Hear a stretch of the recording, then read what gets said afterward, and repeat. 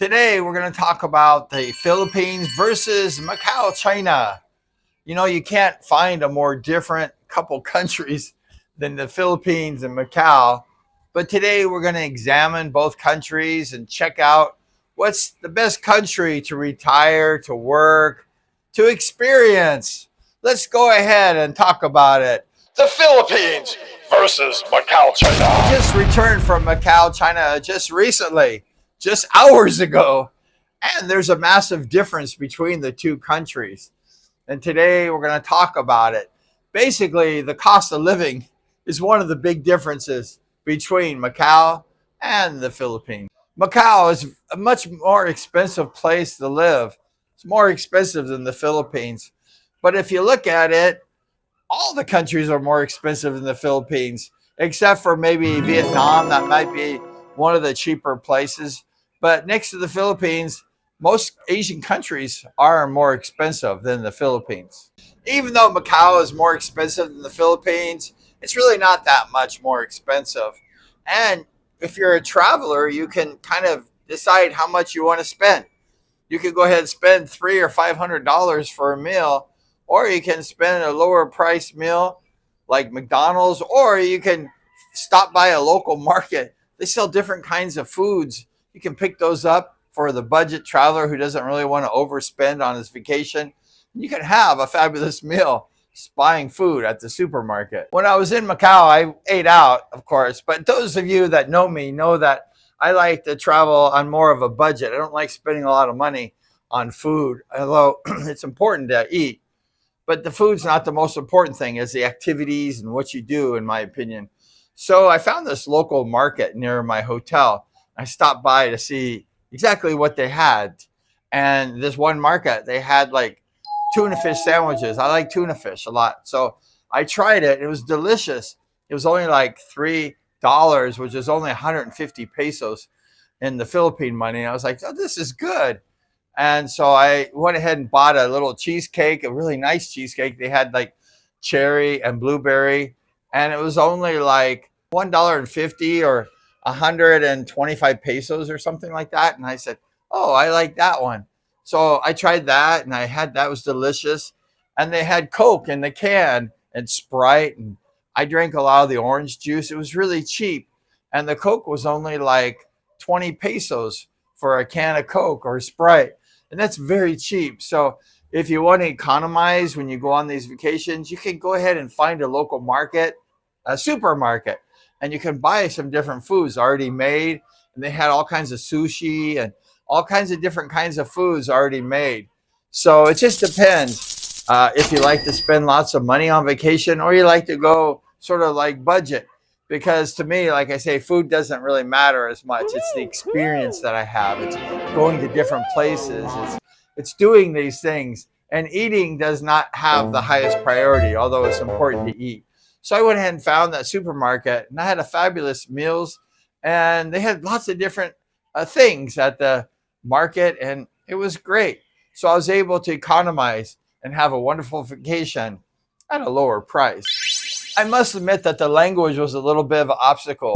When you go to China, nobody speaks English except for the front desk at the hotel. They had one guy or girl that spoke English usually, and that was good. But when you go to China, don't expect everyone to know English. Now in the Philippines, English is taught as a second language, so you're going to find lots of English-speaking people, or at least they know what you're saying. But in China, you're in another world.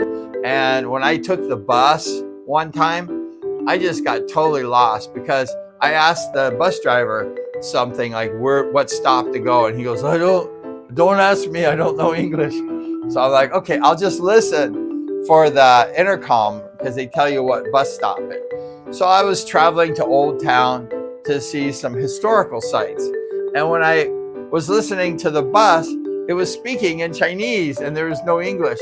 So I'm like, I don't know what stop to get off. And so it freaked me out a little bit because I had no way to communicate in English. So I randomly got off at this stop, and it was maybe the right stop, and I didn't know where I was at. So I walked in the hotel and I got a map from the front desk guy, and he goes, no, it's just over here about 20 minutes, the ancient ruins in Macau. in the old town because I stayed in the new town near Kotai, and that's where all the really beautiful buildings are. But I wanted to explore. I wanted to see some of these old places, and it was very rustic. And I was happy I didn't stay in the old town because it was far from the new part of the town. Also, you had to take these buses. It's very complicated. The streets are kind of winding. You don't know where you're going. Unless you're a local or resident, it's okay. But if you're just a tourist going for the first time, it's like impossible to get around, especially on these buses with no English anywhere. So I guess if you're staying in Macau, I guess you recommend you to stay more in the new section because they have this tram. It's a LRT. It's like a tram that takes you to all the big hotels. It's all in English. It's really wonderful. I happened to stay near one of these tram entrances, and it was wonderful. And I had the most positive experience. But if I booked in the old town, I would have a big trouble. And it's kind of a little bit uglier, and it's not very nice, and it's a little bit dirtier. But I met some character people when I was in Old Town, so that was kind of fun. I got to meet some of the locals. That was fun. I should have videotaped that. But it was kind of a fun experience, really challenging, going into a China country and also having to like find my way around when I'm lost. That was very difficult, but it was fun, getting out of your comfort zone and experiencing these things. In the Philippines, I never have this problem. People speak English. It's very easy to get around in the Philippines. One of the reasons why the Philippines is so popular, especially for retired people, is that in the Philippines, there's a law that the foreigners can't work. So being a retired person is fantastic because you can get your retirement, you can have money, but you don't work. And in Macau, I think you can work. They need workers. They're doing lots of construction. There's so many high rises, new ones being built, and there's so many beautiful high rises already. I think there's lots of jobs, and a lot of people from the Philippines, they get jobs working over there and all over the world. So if you want to work, maybe Macau is a good place, but I think you have to know Chinese too because everyone speaks that language. We are Siamese, if you please. But I think there are a lot of jobs there also.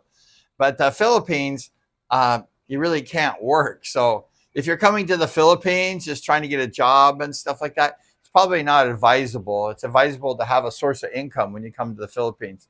But Macau is just a hustling, bustling, growing city. It's just huge, and they're doing some massive buildings. It's really incredible, and they probably need a lot of workers. So if you want to work, it's probably best to go to Macau. And if you want to retire, it's probably best to go to the Philippines. When I was in Macau and at the airports and stuff, I saw a lot of OFW Philippine workers. They go there and they work and they send that money home. And I'm sure the cost of living is higher in Macau for sure. And the food's higher, but people also make a higher wage also. And they can send that money home to their families and stuff.